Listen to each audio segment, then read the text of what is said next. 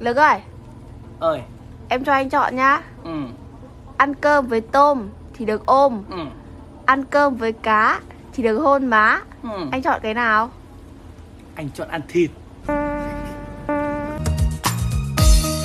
Cho cân à Cùng cho cơ ế Chà có chi bao lì thịa Cùng cho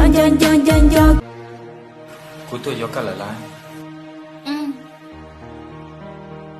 Lúc của nó Của mặt lúc con.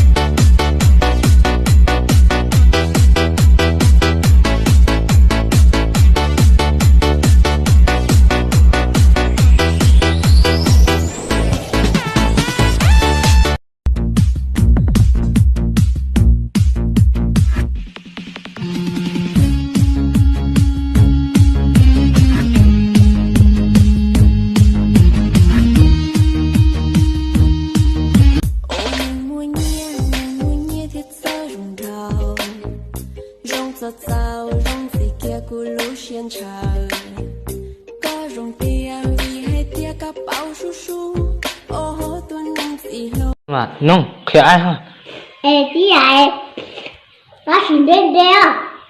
Này con tuôn nó kia kìa, con để chết thì nó chỉ mua cho cái gì, con để chết thì nó chỉ mua cho cái gì, con thì mua cho chết là thì nó chỉ con bỏ gì, con bỏ cho nhà cái con bỏ cho những cá trên rồi đừng nói gì con một đỡ Thế trên tàng cành vua dù mình xài câu mô có nu nhung cầu chi sông cú chê một cơ giờ câu. wow giúp nó làm được sở ra trong thâu đó liều wow chúng ta đi coi của chúng mua liền bây giờ cái hai củ này con trai cho nó hai củ